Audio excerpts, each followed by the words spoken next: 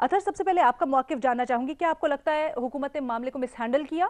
Malaysia, private Malaysia वहाँ पे कल बुलाई गई, उसको पहले मीडिया ने रिपोर्ट किया। मीडिया ने दिखाया, तमाम चैनल्स ने दिखाया कि किस तरीके से उनको लाया गया है, उनको लाने का मकसद क्या है, और उसके बाद फिर हुकूमत ने वहाँ पे एक्शन लिया।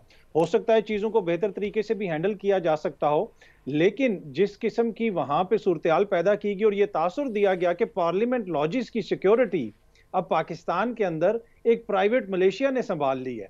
कैपिटल के अंदर ये किस किस्म का मैसेज दे रहे हैं, ये कौन सा आईनी मैसेज है। उसके बाद भी जो सूरत हाल पैदा हुई पार्लियामेंट लॉजिस के अंदर, जो मोजेस एक सेनेटर हैं, उन्होंने किस किस्म की जुबान इस्तेमाल की पुलिस के खिलाफ, वो भी आपके सामने है। उसके बाद जिस तरह इदारों की गाड़ियों को टारगेट करने की कोशिश की गई, जिस तरह का प्रोटेस्ट हुआ, ये जो सारा चक्कर है, फिर उसके अंदर मौलाना को रात को पैगाम भिजवाया गया कि ये ना हो कि आप पाकिस्तानी सियासत के यूक्रेन बन जाएं। ना आपको पीछे नेटो नजर आएगी, ना अमेरिका नजर आएगा। ये जो सारी पार्टियां आपके पीछे हैं, वो कोई भी नजर नहीं आएगी।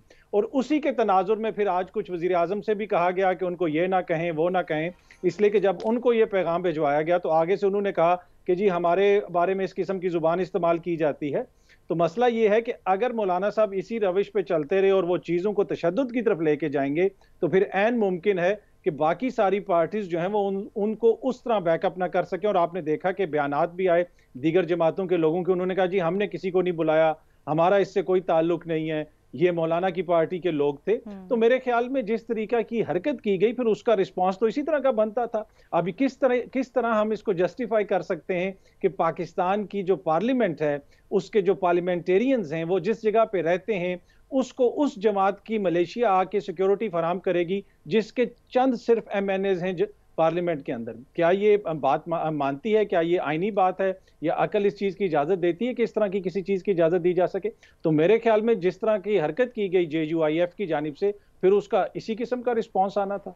अच्छा, और आप ये भी कह रहे हैं कि सियासी टेम्परेचर को ज़रा कम करने के लिए दरमियान में सालिसी की कोशिश भी की गई, या कहा गया कि दोनों तरफ से तमाम फरीकैन ठंडे हो जाएं। देखें जब न्याजी साहब आपकी तरफ। हाँ हाँ जी जी जी प्लीज जी, आप अतर बात कंप्लीट कर ले।